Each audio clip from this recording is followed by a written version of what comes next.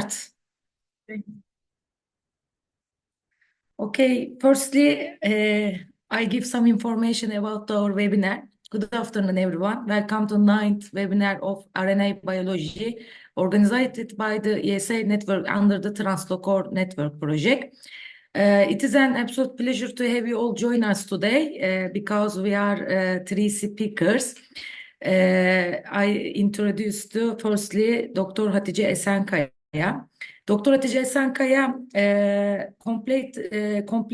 is a lecturer and researcher at Kilis Aralık University in Turkey, specializes in the RNA biology. Her research focus on the RNA structure splicing, RNA binding proteins, and RNA exports. She has contributed to several international projects and has a strong academic background in molecular biology. Dr. Esenkaya completed her master and PhD at University of Leicester in the UK, where she investigated RNA structures, splicing, and splicosomes. Following her doctoral studies, she conducted postdoctoral research at the University of Surrey in the UK, collaborating with an international component Western production. Looking ahead, Dr. Esenkaya is set to continue her research at Karolinska University in hospital in Sweden, starting in 2025, further advancing her expertise in RNA biology and molecular medicine. These topics not only reflect the diversity and the depth of RNA biology, but also underscore its translational potential in some of the challenges and importance of the RNA. Yes, now we are listening to Dr. Hatice Esenkaya. It is your turn. Thank you so much. Thanks a lot for the introduction, firstly. I would like to thank everybody here because I was invited by Gamze and I was really happy when I heard she wanted to give me a chance to have a talk in here. So I will first try to share my screen. Just a second. So I guess you can see my screen at the moment. Is that correct? Yes, we are seeing your presentation. Okay, if you can see my presentation now, I would like to talk about firstly what I'm going to say, obviously. So I have done some postdoctoral research in UK, and today I'm planning to talk about that research I have done in UK. So especially I will present you two different methods we discovered, and we look at some specific mRNAs for our mRNA vaccine designs. So these methods will be including especially RIP studies and TREGs. So if I would like to give you, let me try to make this smaller. Yeah. If I give you a background about what I'm going to talk to you about today, as you can see, gene regulation is a different path in both prokaryotes and eukaryotes. In prokaryotes, gene regulation can be happening simultaneously in cytoplasm, and this mRNA protein and ribosomes regulation or DNA transcription can happen in the same time. So there is no specific groups or specific pathways which is regulated in that process. But when you look at the eukaryotes, there's a variety of pathways which can affect this process. So the gene regulation starts with DNA, and then it produces pre-mRNA. Once this pre-mRNA matured enough, it can send to cytoplasm and come together with the ribosomes to produce or to translate some proteins. In this process, we can see epigenetic control, transcriptional control, or post-transcriptional control, translational control, or post-translational control. So as you can see, this process is hugely different than the prokaryotic process. And in all this process, we have all the checkpoints, and then if something goes in that checkpoint, as you can imagine, the result will be cancer. So when you look at here, a specific mRNA, as you can see, first thing has to happen as a 5' capping, adding of the poly A tail, and exons comes together, and there are UTR regions which are known as the untranslated regions, but they have a huge role in regulating this mRNA fate. As you can see in the 5' UTR in here, it's generally control the translation, whereas 3' UTR, the studies show that it can control the localization of this mRNA, stability, translation efficiency, etc. So in my next slide, I'm going to talk to you about a couple of mRNAs we designed for our vaccine purposes. So what we have done in here, okay, I can't, yeah. So what we have done in here, as you can see, so for the purpose of this recording, as we didn't publish our study yet, I didn't want to give the names of these mRNAs. So we have specific names and specific sequences for these mRNAs, but I will only show them to you like that. So what we have done here, as you can see, that green parts are the coding sequences, and we have orange parts in here, UTRs. And then we also have the 3' UTRs, which vary from each other for length and the sequence. In the top one here, we left it as empty, which doesn't have any UTR, but the linker sequences and stop codon and poly-A. The reason for that is, as we are designing mRNA vaccines, we would like to see how these two different mRNA is vary from the normal mRNA, which doesn't have any UTR, so we can compare the binding of the proteins, RNA binding proteins, which can specifically bind to these UTR regions. To do that, we used, as I mentioned to you at the beginning of my slide, we used two different methods. One is called TRIP. If I say it, if I don't want to talk about the abbreviation, I can tell you the TRIP is selective RNA capture with specific RNA antisense oligos, which I will explain in my next slides clearly. And we also want to use a similar sort of method called TREX, which is also called as a targeted RNase-H-mediated extraction of cross-linked RNA binding proteins, which is recently published in a paper as a highly sensitive approach for identifying proteins that directly bind to specific RNA regions in living cells. So the difference in that two different methods are one is happening in cells, the other one is happening outside of the cells, but still using the cell lysates. So how we perform that experiments? For the first step, for the first assay we have done, which is called TRIP, we first transfected our mRNAs, which we are planning to use in our vaccine studies. After transfecting that mRNAs into our HEC and HDF cells, we UV irradiate them. The reason for that, as you can imagine, just to allow proteins binds very specifically to that regions. And then we lyse that cells by syringe shearing to allow this RNA-bound protein recovery. So in here, we try to use two different pull-down assays after having that lysate. The reason for that, as you can imagine, mRNAs have poly-A tails at the end. We would like to select that specific mRNAs than the other RNAs, which doesn't have poly-A tails. In order to do that, as you can see, we used a specific beads called oligo-DT beads. So after lysing our cells, we mix this oligo-DT beads with our lysate, allowing them to bind, and then we just, by using some sort of bead collection method, we wash that RNA-bound proteins. And then after several wash, by getting rid of the unspecific proteins or not bound proteins, we eluted our samples. Now we have mRNAs which have the poly-A tail, but we still don't have our specific mRNAs because they are mixed with the other mRNAs, right? Because we have used the cell lysate, as you can imagine. So in order to select our specific mRNAs, we designed antisense oligos. So as you can see here, they are slightly small. We designed 4 different antisense oligos targeting the luciferase region.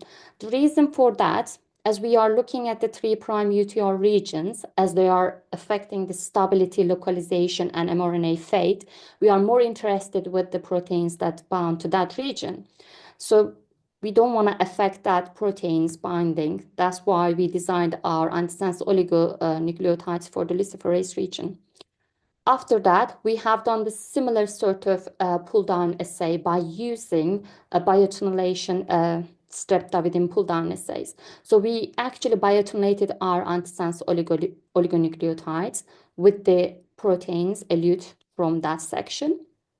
And then after mixing and doing several washes, we at the end eluted what we have, which is what RNA bound to that specific UTR proteins. So here I'm going to show you some of our results. As you can see, we have a variety of antisense oligonucleotide efficiency check. So these are agarose gels showing the cDNA synthesis from these RNAs. So what we have done in here is just both run the supernatant, which we took from the previous step, and the eluted RNAs, which we have done again in the previous experiment.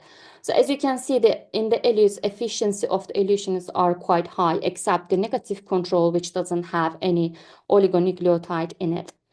As we are saving a lot of RNA, which can analyze this RNA in our MS data set. In order to actually check our experiments, we also used 18S ribosomal RNA check to show that we are actually having similar sort of amount in each RNA samples. After that, we sent our results in eluted results for the MS analysis, which I'll come back to that point later again. So for the second step here, the experiment we have used, I mentioned TREX. It's called targeted RNase-H-mediated extraction of cross-linked RNA binding proteins. So here, as you can see, we still have this similar sort of mRNAs, which have difference on their UTR regions. So we designed a variety of DNA antisense oligos to that regions. They are generally around 60 base pair. The reason for that is because we want to have a proper binding in that region without affecting the specificity. So in each oligonucleotide, as you can see the regions, here as the length of the UTR is longer, we designed 6 DNA pool. So let me explain how the experiment works first. We firstly transfected our mRNAs into the cells. Again, this is HEC or HDF cell. Then we UV cross-linked that cells whilst they are in still plate. After that, we did trisolysis. As you might know from your experiments, that method includes the phase separation. So what happens indeed is proteins goes down, DNA stays up, and then protein-bound RNA stays in the interface here. If we only take that region for our analysis, we can actually say that what proteins are bound into UTRs, right? So we took that in the fourth step here, and then we designed, as I showed you here, antisense oligos, which are targeting complementary to that RNA regions. I'm not sure how many of you actually have done experiments with the RNase H, but once the DNA bounds to RNA, in the presence of RNase H enzyme, it can be digested. So what we have done in here is we added RNase H to that samples. Therefore, the RNase H digested that specific regions it bound and then released the proteins we are looking for. And then after that, we took that released RNA-bound proteins and have done another phase separation. And then we did trypsin digest for our MS analysis, mass spec analysis. So in order to do that experiment, we needed a control. So as a control, what we have done in here is we used plus RNase H condition as well as minus RNase H condition. So what's going to happen if we use minus RNase H condition? So the enzyme will not be able to digest where the RNA bound to DNA. So it's not going to release the proteins we are looking for. So it can present us as a kind of negative control if there is any unspecific binding or any proteins which shouldn't be there can be eliminated by that negative control. So in here, again, agarose gel pictures are showing the depletion of these antisense oligos. So as you can see in here in the first part, there's no DNA antisense oligo, so you can see in both in the presence of RNase-H or in the minus of RNase-H, both are showing some RNA in both.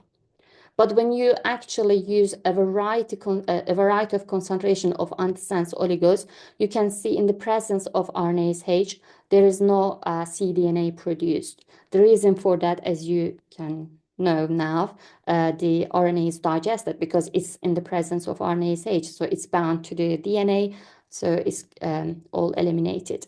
But in the minus, in our negative control, as you can see, our cDNA is still here, so it's going to be giving us the proteins which are unspecifically bound. Again, as a negative control, we want to check 18S ribosomal RNA for our negative control and binding of unspecific proteins. So as I said, our data is in the preparation of publication. That's why I didn't show you the set of the proteins yet, but we found at least 50 proteins which are specifically binding to each UTRs. So we are now analyzing this protein, and we designed siRNA by knocking down of these proteins and RNAs and how this is regulating our gene expression, and it is affecting the translation of the specific RNAs. So hopefully soon, if we meet again, I'm going to show you the rest of the data. But for now, if we just conclude, we have actually captured that RNAs binding to that specific proteins in vivo and in vitro. And we have done that, we have done it in TREX by binding in living cells. This is really important because most of the experiments are done in vitro, and they are generally not showing the real picture of the RNA binding to proteins. The reason for that is RNAs are really dynamic and they can't really get their structure in vitro. So our future plans are designing again a variety of Western blots. And at the moment we are, as I said, siRNA knockdown process. And that's from me. And thank you for listening. I'm happy to answer any questions if you have any. Thank you for your presentation. Thanks. Yes, please, Adolfo. I could ask a quick question. So the cell types you use, Yeah. are you using different cell types and then you get different proteins bound to the same mRNA in different lines? So it's, cell to cell. Yeah, I have actually got that question before in a seminar as well. It's a very popular question. So yes, as you know, different cells are actually producing or supplying a variety of different proteins. It's at the beginning surprised us because we actually applied the same mRNA into both cell lines and we saw some differences. And we thought at the beginning it might be because of us and we might have done something different. But as you know, UV cross-linking is a quite strong method, so proteins are binding to RNAs easily, and you can't really separate them. So we are planning to use some actually breast cancer cell lines as well. So they are showing quite differences, yes. Thank you. Thank you. Yes, thank you, Hatice. It's a so good presentation. Is there any other question? Yes, thank you so much. Now I introduce our second speaker, Ece Oylumlu. Ece started her master degree in Istanbul Technical University, Department of Molecular Biology and Genetics, Biotechnology. She studies about the regulation of innate immune system in eosinophils. Then she started PhD in Akdeniz University, Faculty of Medicine, Department of Histology and Embryology in 2022. Right now, she is a third year PhD student under supervision of the Professor Dr. Gamze Tanrıöver. She won European Federation of Immunological Societies Immunolators Short-Term Fellowship for 3 months, and about understanding the role of microglia in brain pathologies, including brain tumors and microenvironment in 9th Institute of Experimental Biology of the Polish Academy of Sciences. She is currently studying on different projects about especially triple-negative breast cancer and brain tumors by focusing on the tumor microenvironment and hallmarks of the cancer. Yes, Ece, we are listening to you. It's your turn. Thank you so much. Thank you for your nice introduction. First, I will try to share my screen and then I will start my presentation.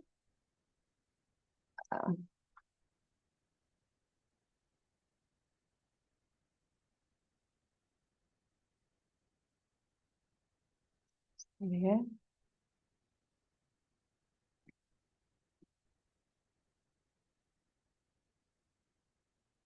Can you see my screen?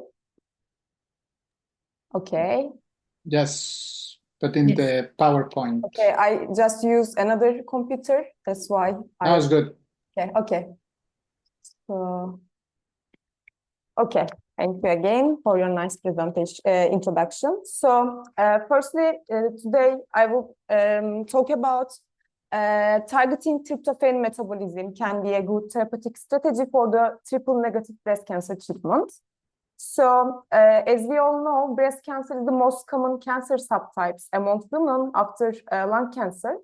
And it can be divided into different cancer subtypes, actually, based on their gene expression and histological patterns. It can be the luminal A, normal like luminal B, HER2 enriched or triple-negative breast cancer, which constitute 15 or 20% of whole TNBC patients. And these subtypes is the most aggressive and metastatic. It has high metastatic and recurrence rate, which is associated with worse prognosis, and it's mostly occurring in younger women and also associated with high BRCA1 mutation. So when we look at also their survival potential, we can clearly see that unfortunately TNBC patients has really restricted survival periods when compared with the other breast cancer subtypes. So therefore, finding a new therapeutic strategy is a promising approach for right now because unfortunately these patients in clinics can be treated with surgical resection and followed by radiotherapy and as well as chemotherapy. And these patients can also be develop resistance to these chemotherapeutics. That's why they cannot respond and the cancers can be, the tumors can be recurrent and metastasized to distant organs, mostly brain, bone, liver, and lung.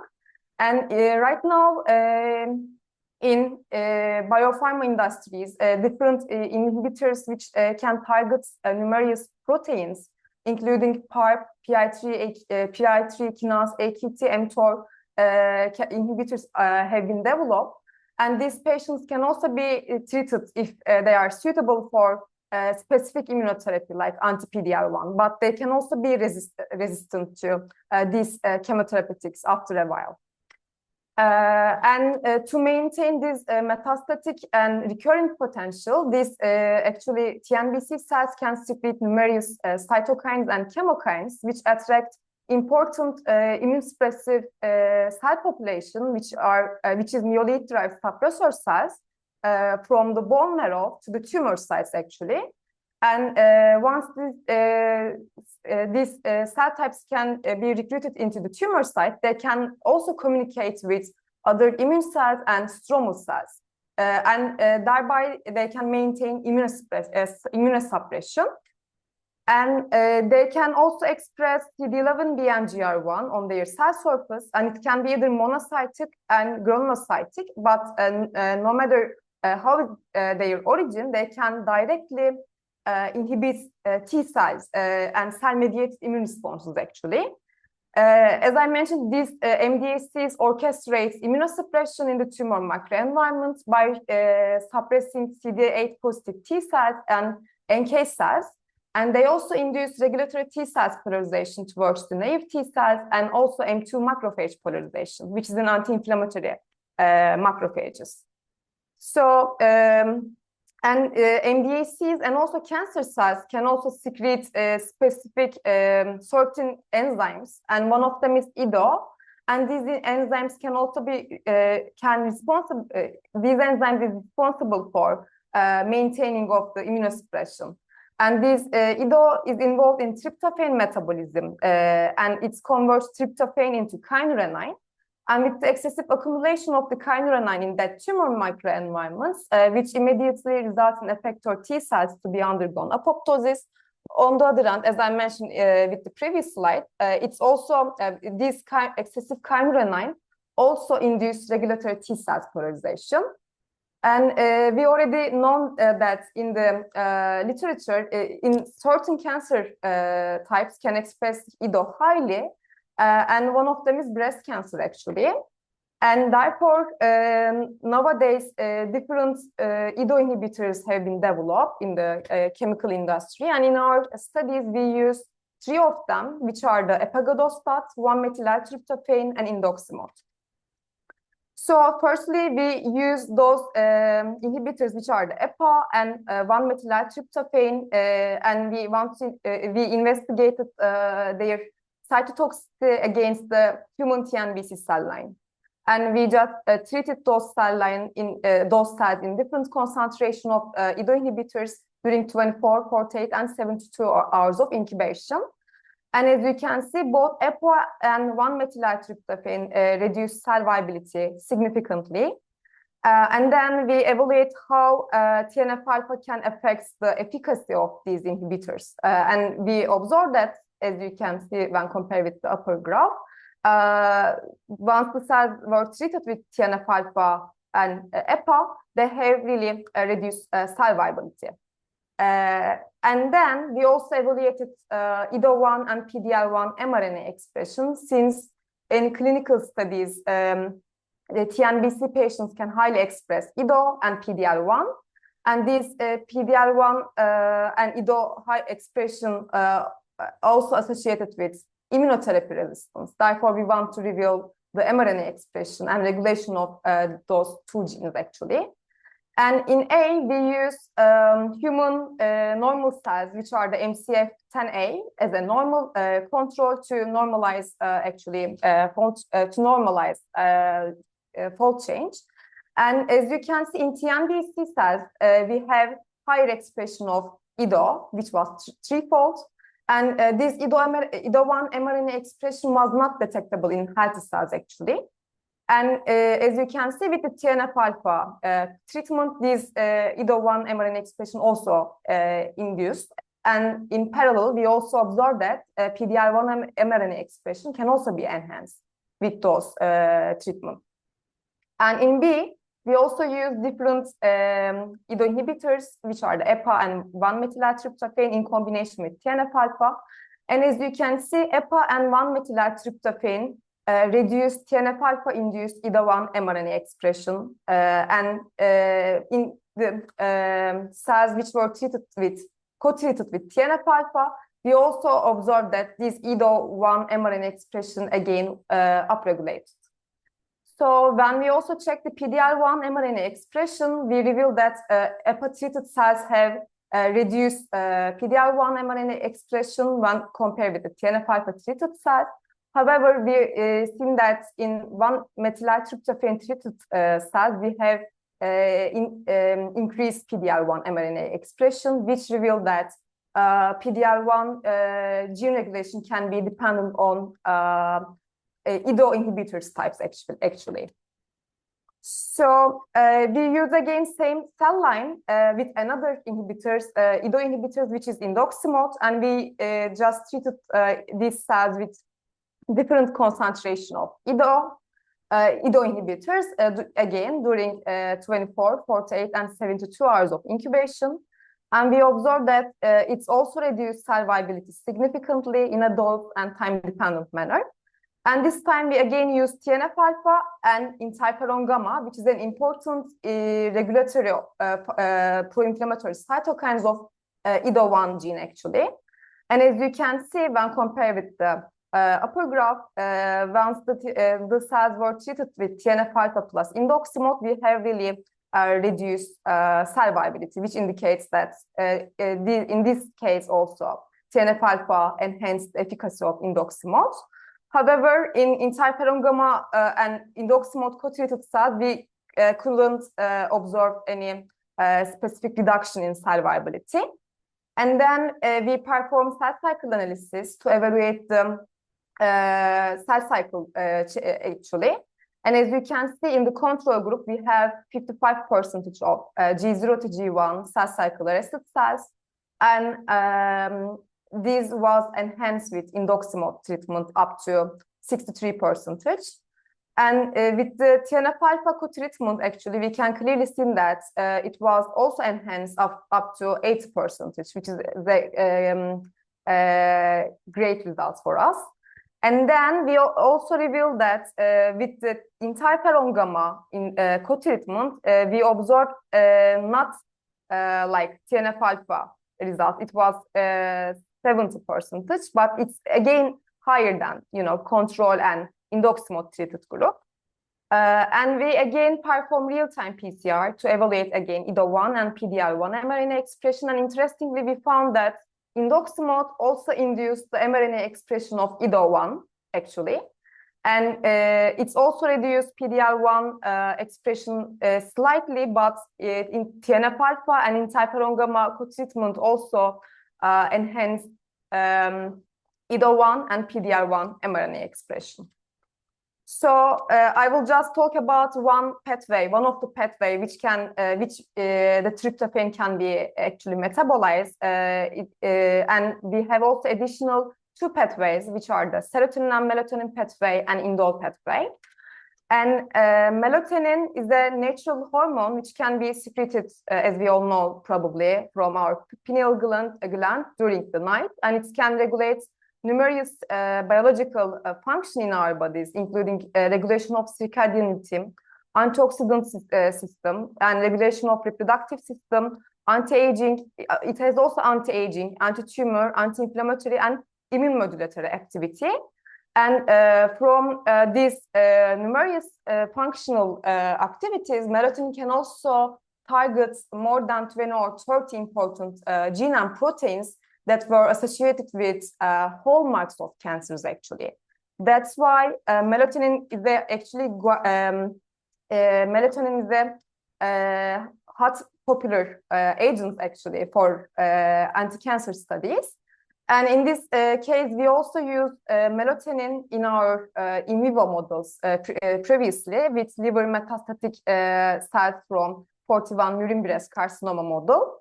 And in this case, we use melatonin in the two different conditions. In M1, we just start to administer melatonin before the tumor generation. That's why we want to somehow to investigate its protective preventative effects, actually. And in M2, we administered melatonin in parallel with tumor generation. And in V1 and V2, we used vehicle as 6% of ethanol, and T was just tumor-bearing group. And as you can see, both M1 and M2 administered group, we have a really less tumor growth.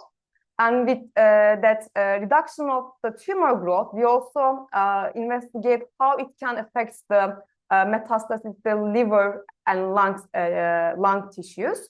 And we clearly seen that in M1 and M2 administered group in both lung and liver sections, here you can see M1 and M2, we have really reduced metastasize to lung and liver sections. So it's also relieved the metastasis actually. So we also investigate another hallmarks of cancer, which is the angiogenesis, and we revealed angiogenic factors by performing immunohistochemical staining. And as you can see, in V1 and V2, as well as tumor-bearing mice, we have a higher expression of these angiogenic factors. And with the M1 and M2 administration, we observed a reduction of those angiogenic factors. with the immunohistochemical staining, and we confirmed that the results with Western blot with the primary tumors lysates, as you can see. Those proteins can also be reduced with M1 and M2. So right now, I just talk about these two different pathways that were associated with tryptophan metabolism. So from this point of view, we actually wonder that how co-targeting of these two pathways can affect TNBC actually. That's why we want to investigate the synergistic effects of IDO inhibition and melatonin administration as actually. So lastly, I would like to thanks to my supervisor, Professor Dr. Gamze Tanrıvar, and then Associated Professor Dr. Gamze Güney Eskiler, who encouraged me to present our data in this webinar. Then PhD Sayra Dilmaç, and I will also thanks to my lab partners. We called us G-Team actually, and here you can see our Instagram accounts. And the last part of our data, which I present actually, has been founded by TÜSEP Health Institutes of Turkey. That's why I will also want to indicate that info.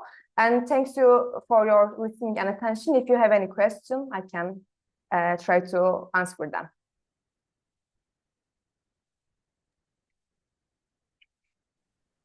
Thank you, Ece, for your good presentation and details the results of the findings of the projects. Is there any question?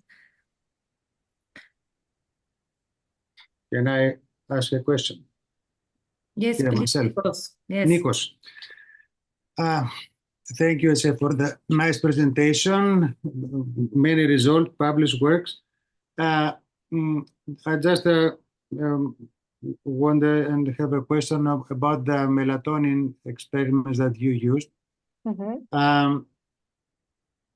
Have you tried to synchronize circadian, the cells, before administering the melatonin, or you just administer melatonin in the cells and you get them? And I'm saying that because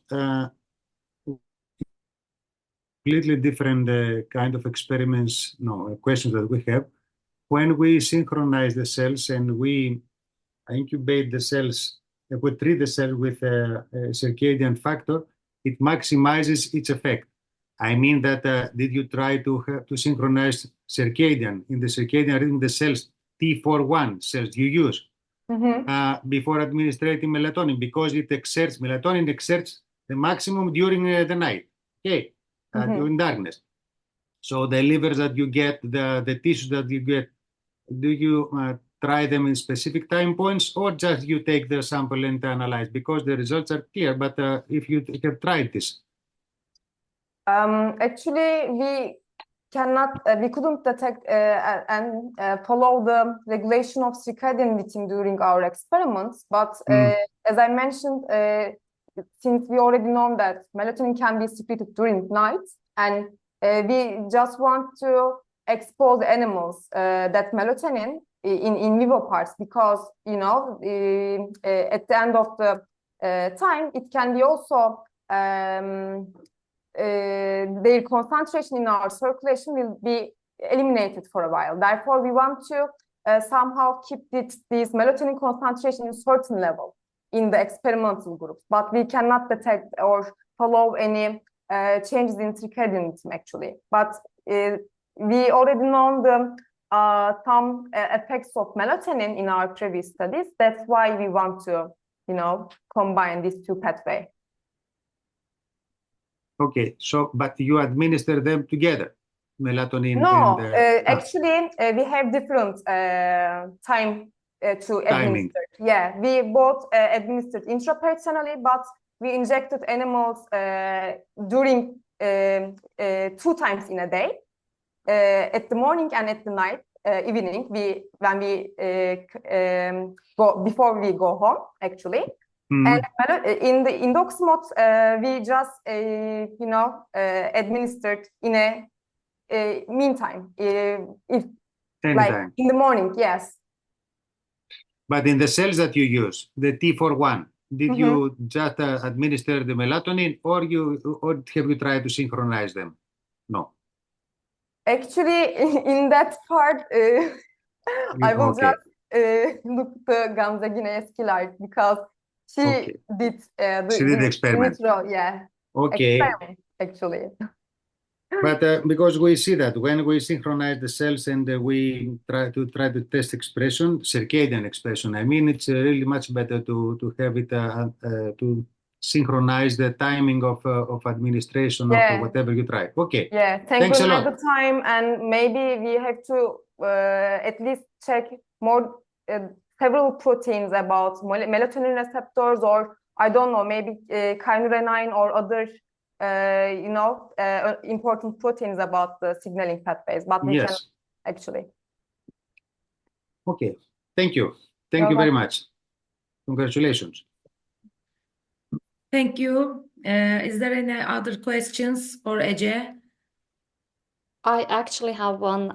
I Yes, don't please. have much idea, but just out of curiosity.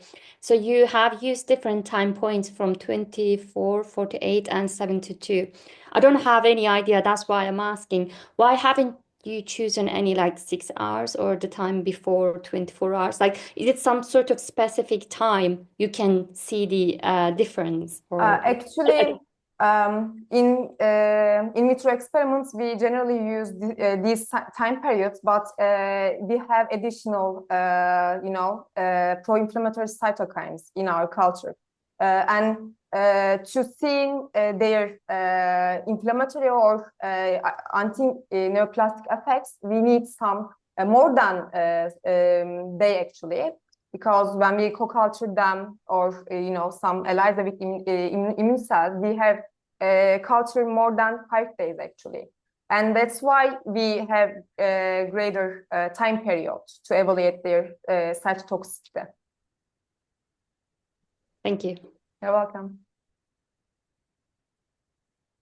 Yes, thank you. Now I will brief introduce information about our last speakers, Dr. Secil Aksoy. Dr. Secil Aksoy, a faculty member in the Department of Microbiology at Bursa Uludag University and specialized in research on non-coding RNAs. In recent years, her studies have focused on the microRNA and non-coding RNA in colorectal cancer, pancreatic cancers, and liver cancers. She is currently conducting research on the role of non-coding RNAs in liver cancers, leading to liver transplantation. Additionally, Dr. Aksoy is engaged in the organoid modeling, DNA sequencing, and drug resistance studies, further advancing the understanding of cancer biology. Thank you for joining us, Dr. Secil Aksoy. Now it's your turn. Thank you so much. Thank you, Gamze. Can you see my presentation? Yes. Okay. Hello, everyone. I will talk about hepatocellular carcinoma and non-coding RNAs today.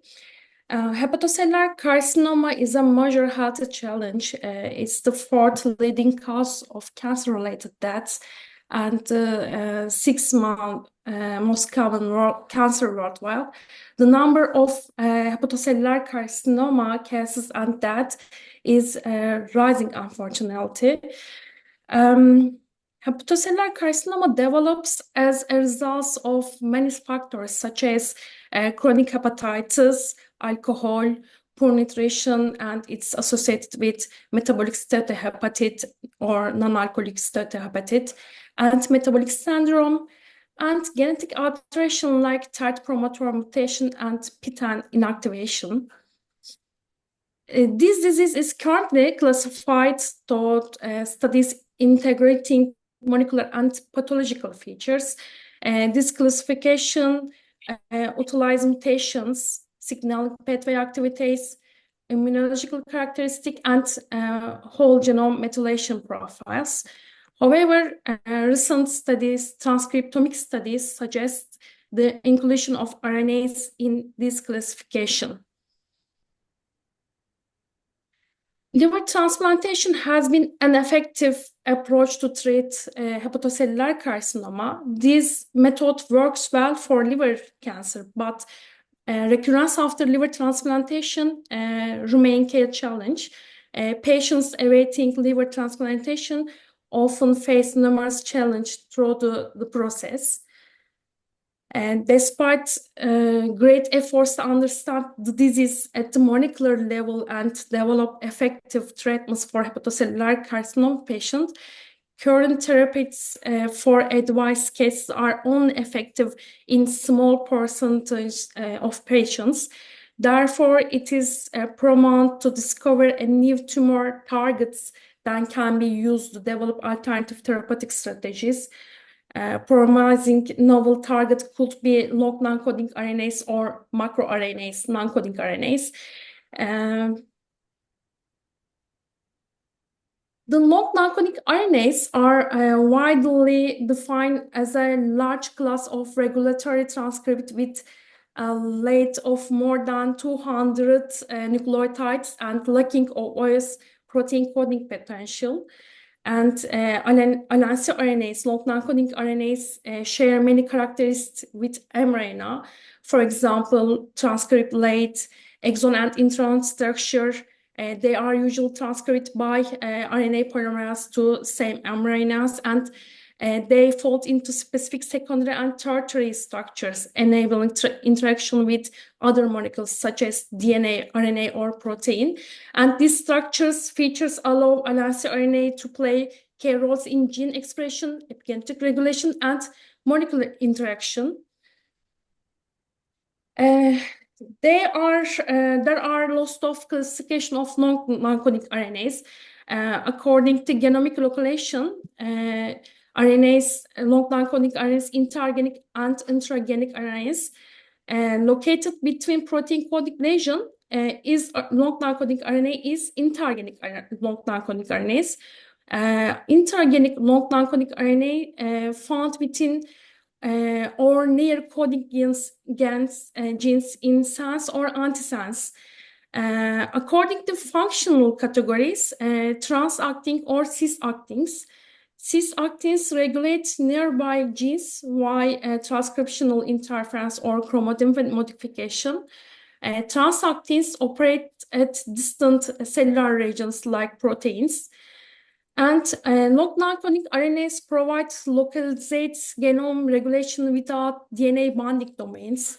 They fall into secondary and tertiary structure, forming complexes by binding to DNA, RNA, or protein. They role transcriptional level or post-transcriptional level. For example, modulate DNA folding, enhancer activity, chromatin remodeling, and transcription initiation, or regulate splice translation or RNA stability. And long non-coding RNA influence post-translational modification or acts as cofactor. Long non-coding RNA expression profiles in hepatocellular carcinoma vary depending on the etiology.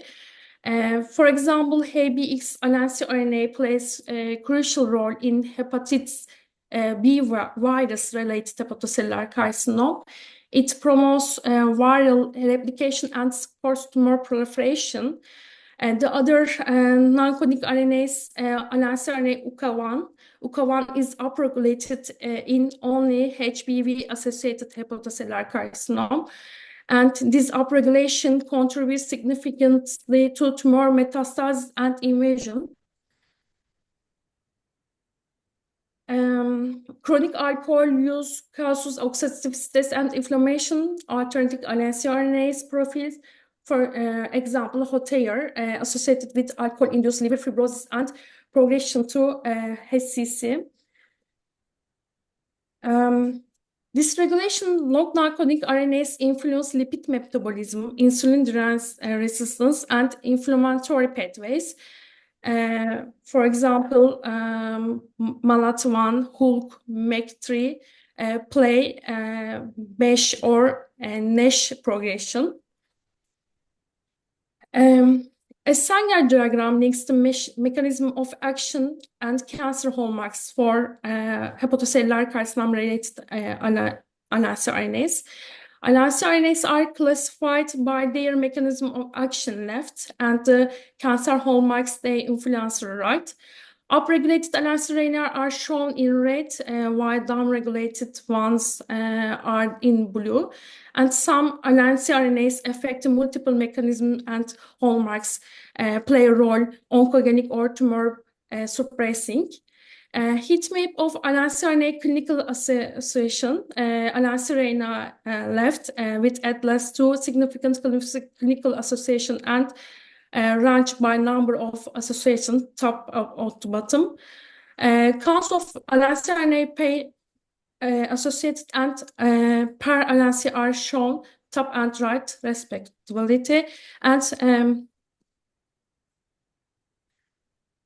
in hepatocellular carcinoma, for advice, the first line treatment combines immunotherapy with tyrosine kinase inhibitors like sorafenib and lenvatinib. In silico, studies have identified LNC RNA progression signatures that predicted responsibility to these therapies. And notably, some LNC RNA have been validated in vivo for their roles in influencing tyrosine kinase inhibitor. As described before, some LNC RNAs such as TUG1, PVT1, or HOTTIP, or MALAT1 have been related to these hallmarks with significantly impact on patient survival. Therefore, combined therapies with both anti-LNC RNA and direct protein target could boost the tumor-targeted increase response rate and impact patient management. Hepatocellular carcinoma is one of the most studied cancer in terms of non-coding RNAs. This is not surprising as hepatocellular carcinoma is a cancer type with a high tendency to metastasize and infiltrate nearby and distant tissue. But there is a limited number of studies in the literature on recurrent hepatocellular carcinoma after liver transplantation. The Toronto team performed mRNA analysis and protein analysis in tissue with hepatocellular carcinoma recurrence after liver transplantation and in tumors that did not recur, and they determined differences in loss of different protein in these two groups. All those studies on LNC RNA in hepatocellular carcinoma have been conducted. Their diagnostic and prognostic significance, particularly in hepatocellular cases leading to liver transplantation, remains unclear. In our previous patient-based studies, we initially investigated first microRNAs in hepatitis V related hepatocellular carcinoma undergoing liver transplantation, and we found that miR-21 was significantly elevated in tissue of patients who experienced recurrence after liver transplantation. Among LNC RNAs, MALAT1 and HULK was found to be particularly high. The other patient-based study related with alpha-fetoprotein. Alpha-fetoprotein is a diagnostic and prognostic parameter for hepatocellular carcinoma. In our center, an alpha-fetoprotein level of 13 is considered positive.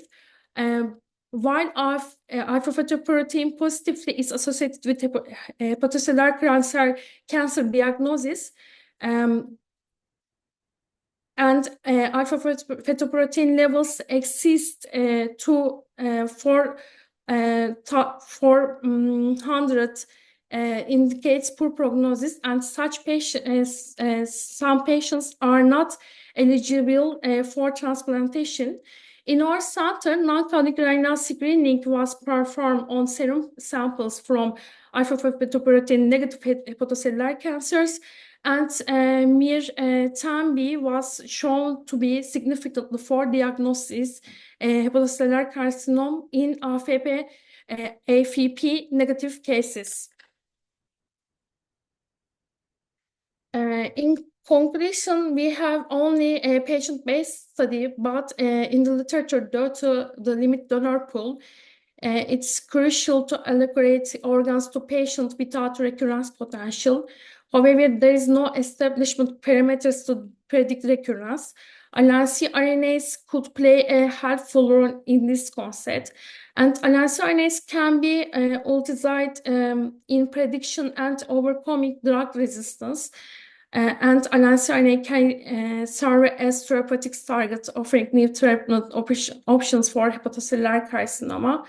And thank you. Thank you for your presentation. Is there any question?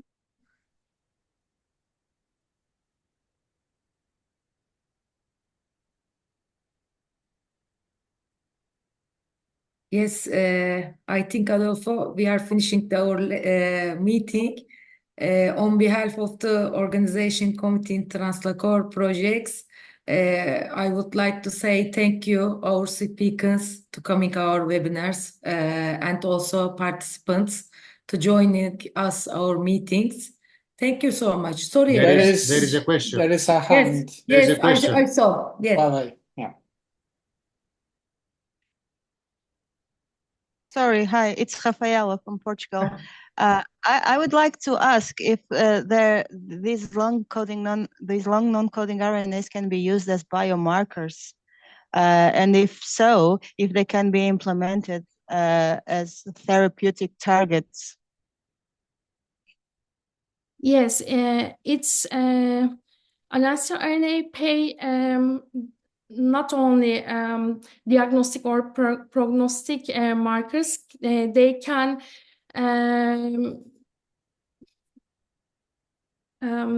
therapeutic target. Yeah, it's okay. LNC RNA can.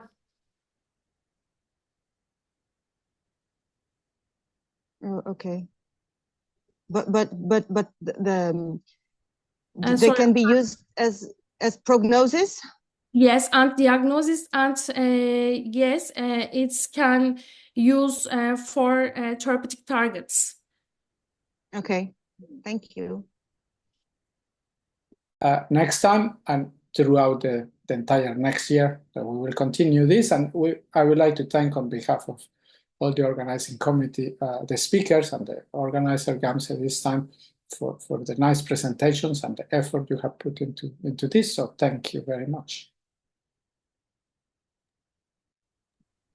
Thank you. Thank you very much. Thank